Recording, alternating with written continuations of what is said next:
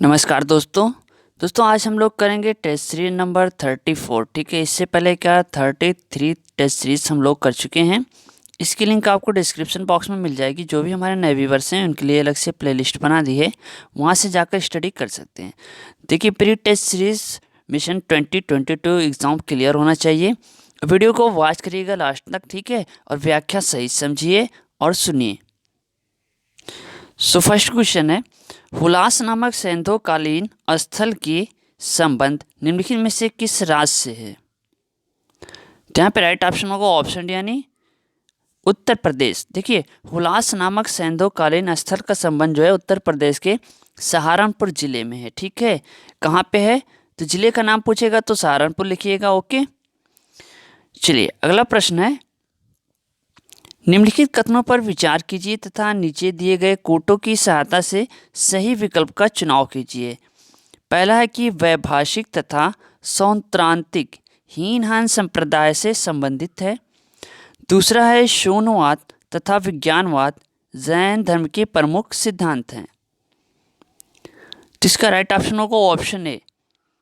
देखिए, वैभाषिक तथा सौत्रांतिक का संबंध हीनहान संप्रदाय से है, जबकि शून्यवाद तथा विज्ञानवाद का संबंध बौद्ध यानी महायान शाखा से संबंधित है। ओके, सो नेक्स्ट क्वेश्चन है, निम्नलिखित कथनों पर विचार कीजिए तथा कोड की सहायता से सही विकल्प चुनाव करिए। पहला है कि बुद्ध के पंचशील सिद्धांत का वर्णन छंदोंग उपनिषद में मिलता है। दूसरा, महायान संप्रदाय आत्मा व पुनर्जन्म में विश्वास नहीं रखता है। तीसरा है बुद्ध के प्रवचनों व जातक कथाओं का उल्लेख शुद्ध पिटक में संकलित है। तो यहाँ पर राइट ऑप्शन होगा ऑप्शन सी यानी पहला और तीसरा। ठीक है, तो ये दूसरा ऑप्शन नहीं सही है, पहला और तीसरा ऑप्शन आपका बिल्कुल सही है। अगला क्वेश्चन है, निम्नलिखित में असत्य विकल्प का चुनाव कीजिए। देखिए, यहाँ पर राइट ऑप्शन होगा ऑप्शन बी यानी कह रहा है कि रत्नामलिक ग्रंथ के रचनाकार खारवेल थे। देखिए, रत्नामलिक नामक ग्रंथ का रचनाकार राष्ट्रकूट नरेश अमोघ वर्ष था। ठीक है, कौन था? अमोघ वर्ष इज द राइट ऑप्शन होगा वहां पे। चलिए अगला प्रश्न है, निम्नलिखित में असत्य सम्मिलित विकल्प का चुनाव कीजिए। तो यहाँ पे राइट ऑप्शन होगा ऑप्शन सी विविताध्यक्ष यानी नौसेना का अध्यक्ष। देखिए, विविताध्यक्ष चारागाहों का अध्यक्ष था, जबकि नौसेना के अध्यक्ष को नवाध्यक्ष कहा जाता था। ठीक है, मौर्य कालीन की बात हो रही है यहाँ पे और विभाग है। ठीक है, चलिए नेक्स्ट क्वेश्चन है, निम्नलिखित में असत्य कथन का चुनाव कीजिए।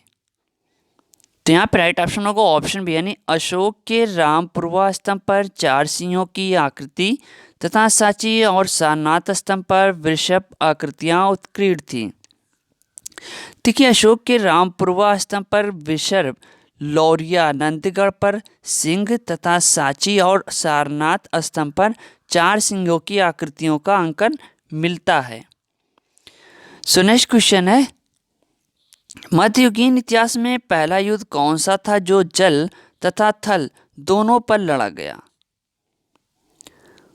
तो राइट ऑप्शन होगा ऑप्शन डी यानी घाघरा का युद्ध। ये कब हुआ था? 1529 ईस्वी में बाबर ने अफगानों को पराजित किया था। मध्ययुगीन इतिहास में ये पहला युद्ध था जो जल एवं थल दोनों पर लड़ा गया। ठीक है, कौन सा युद्ध? घाघरा का युद्ध। सो नेक्स्ट क्वेश्चन है, निम्नलिखित को सुमेलित कीजिए।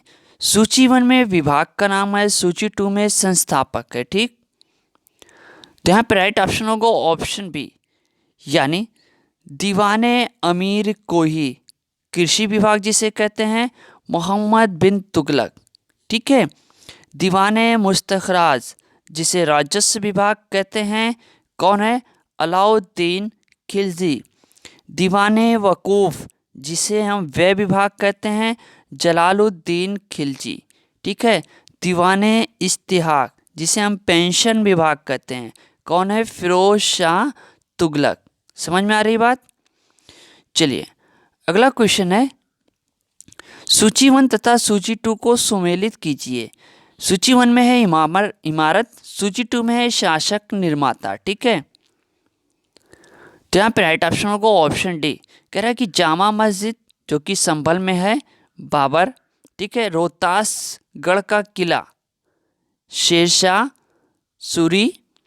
मोती मस्जिद आगरा, शहनशाह। मोती मस्जिद दिल्ली, औरंगजेब। ठीक है, चलिए अगला क्वेश्चन है, चिलियानवाला का युद्ध निम्नलिखित में से किसके मध्य हुआ था? देखिए, ये हुआ था अंग्रेज तथा सिख के मध्य। चिलियानवाला का युद्ध 1849 में अंग्रेजों व सिखों के मध्य हुआ था। इस युद्ध में अंग्रेजी सेना का नेतृत्व लॉर्ड गफ ने किया था। ये युद्ध अनिर्णित रहा। ठीक है, इसका कोई निर्णय नहीं निकला। चलिए अगला प्रश्न है, अंतिम सरकार वर्ष 1946 में शामिल सदस्यों व उनको आवंटित विभागों के संबंध में निम्नलिखित में असत्य विकल्प का चयन कीजिए। तो यहाँ पर राइट ऑप्शन होगा ऑप्शन ए, यानी वर्ष 1946 में गठित अंतरिम सरकार में खाद्य एवं कृषि मंत्री डॉक्टर राजेंद्र प्रसाद थे। ठीक है, जबकि आसफ अली के पास रेल मंत्रालय आवंटित था। ठीक है, तो ये ऑप्शन आपका सही नहीं है। अगला क्वेश्चन है, अकबर द्वारा उठाए गए निम्नलिखित कदमों को कालानुक्रम में व्यवस्थित कीजिए। पहला है दास प्रथा का अंत, दूसरा जजिया कर समाप्ति, तीसरा इबादत खाने की स्थापना, चौथा है मजहरनामा की घोषणा। तो इसका राइट ऑप्शन होगा ऑप्शन बी। देखिए, दास प्रथा का अंत, ठीक है, वर्ष 1562 में। फिर है जजिया कर समाप्ति 1564 में, इबादत खाने की स्थापना 1575 में और मजहरनामा की घोषणा 1579 में। ओके, सो नेक्स्ट क्वेश्चन है, सूची 1 तथा सूची 2 का सही सुमेलन कीजिए। सूची 1 में आपके पुस्तक, सूची 2 में आपके लेखक। ठीक है, तो यहाँ पे राइट ऑप्शन होगा ऑप्शन सी, यानी नीतिसार। नीतिसार आपके काम दक्ष से है। कथा सरित सागर कौन है? सोमदेव। ठीक है, निरुक्त, निरुक्त किससे? यास्क से। ठीक है, नौ संग साक चरित किससे? आपके पदम गुप्त से। ठीक, चलिए अगला क्वेश्चन है, सूची 1 तथा सूची 2 को सुमेलित कीजिए। सो यहाँ पर राइट ऑप्शन होगा ऑप्शन सी। देखिए, द्वितीय आंग्ल मैसूर युद्ध वारेन हेस्टिंग, ठीक है, इससे संबंधित है। तृतीय आंग्ल मैसूर युद्ध कॉर्नवालिस, ध्यान दीजिएगा। प्रथम आंग्ल अफगान युद्ध लॉर्ड ऑकलैंड। ठीक है, चतुर्थ आंग्ल मैसूर युद्ध ये है आपके वेलेजली से। तो ऑप्शन सी से राइट ऑप्शन होगा। चलिए अगला क्वेश्चन देखते हैं, 1857 के विद्रोह के संबंध में सूची 1 तथा सूची 2 को सुमेलित कीजिए। सूची 1 विद्रोह का केंद्र, सूची 2 विद्रोह को दबाने वाले ब्रिटिश अधिकारी। देखिए, यहाँ पे राइट ऑप्शन होगा ऑप्शन डी। ठीक है, दिल्ली निकलसन एवं हडसन ने, कानपुर आपके कैंपबेल, इलाहाबाद कर्नल नील। ठीक है, बरेली विसेंट आयर और दिल्ली का आपका निकलसन एवं हडसन है। ठीक है, चलिए अगला प्रश्न है, सूची 1 तथा सूची 2 को सुमेलित कीजिए। गवर्नर जनरल और कार्य। तो यहाँ पे राइट ऑप्शन होगा ऑप्शन बी, यानी वेल्लोर का सिपाही विद्रोह 1806, सर जॉर्ज बालो। ध्यान दीजिएगा, सर जॉर्ज बालो।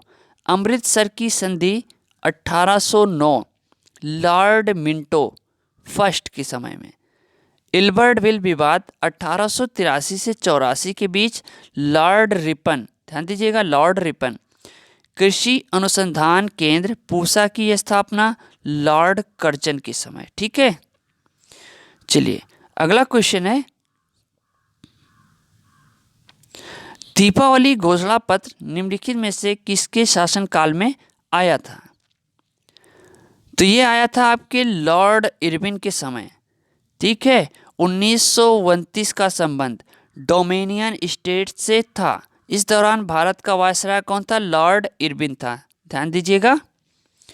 चलिए अगला प्रश्न है, वर्धा योजना 1937 के तहत मूलभूत शिक्षा पर राष्ट्रीय नीति बनाने हेतु निम्नलिखित में से किसकी अध्यक्षता में एक समिति का गठन किया गया था? तो ये समिति थी जाकिर हुसैन। देखिए, वर्धा योजना 1937 के तहत मूलभूत शिक्षा पर राष्ट्रीय नीति बनाने हेतु जाकिर हुसैन की अध्यक्षता में एक समिति का गठन किया गया था। सो नेक्स्ट क्वेश्चन है, एचिसन कमेटी 1886 का संबंध निम्नलिखित में से किससे है? तो यहाँ पे राइट ऑप्शन होगा ऑप्शन सी, यानी लोक सेवाओं से संबंधित। ये वेरी इंपॉर्टेंट क्वेश्चन है। चलिए अगला प्रश्न देखते हैं, प्रज्ञा चांद के संपादक निम्नलिखित में से कौन थे? तो यहाँ पे राइट ऑप्शन होगा ऑप्शन डी, राजा राम मोहन राय। देखिए, संवाद कौमुदी या प्रज्ञा चांद का प्रकाशन वर्ष 1921 में राजा राम मोहन राय द्वारा किया गया था। ठीक है, सो नेक्स्ट क्वेश्चन है, निम्नलिखित में से किस महान विभूति का बचपन में नाम मूल शंकर था? तो यहाँ पे राइट ऑप्शन होगा ऑप्शन सी, स्वामी दयानंद सरस्वती इसे राइट ऑप्शन होगा। चलिए अगला प्रश्न देखते हैं। देखिए, यहाँ पे सूची 1 को सूची 2 से सुमेलित कीजिए व नीचे दिए गए कोड का प्रयोग करते हुए सही उत्तर चुनिए। तो यहाँ पे राइट ऑप्शन होगा ऑप्शन सी, राघवन समिति किससे है? प्रतियोगिता नीति एवं कानून से। नरेश चंद्र समिति आपके निजी कंपनियों का नियमन से। तारापोर समिति पूंजी खाते में परिवर्तनीयता से। माशेलकर समिति नकली दवाओं पर रोक से। ठीक है, तो यहाँ पे जो सुमेलित होगा आपके इस तरह से बनेगा, यानी आपको ऑप्शन सी से राइट ऑप्शन होगा। ठीक है, चलिए सो नेक्स्ट क्वेश्चन है, मानव पूंजी में बढ़ता हुआ विनियोग अग्रसारित करता है। राइट ऑप्शन होगा ऑप्शन डी, यानी संसाधनों का समुचित प्रयोग, कुशलता में विकास, उत्पादकता में वृद्धि। तो ये तीनों ABC तीनों आएगा किसमें? विनियोग में। ओके, चलिए सो नेक्स्ट क्वेश्चन है, पर्यावरणीय कुजनेट्स वक्र पर्यावरणीय क्षति एवं प्रति व्यक्ति GDP के मध्य संबंध दर्शाता है। इस पर्यावरणीय कुजनेट्स वक्र का आकार होता है। तो यहाँ पे राइट ऑप्शन होगा ऑप्शन बी। ठीक है, U के आकार का, ये ध्यान दीजिएगा। चलिए अगला प्रश्न है, भारत के विकासशील बाजार के लिए मुख्य चुनौतियां हैं। तो यहाँ पे राइट ऑप्शन होगा ऑप्शन डी है, अकुशल जनसंख्या वृद्धि, पेट्रोलियम की कीमतों में निरंतर वृद्धि, विदेशी मुद्रा की निकासी, आर्थिक विकास पर असमंजस।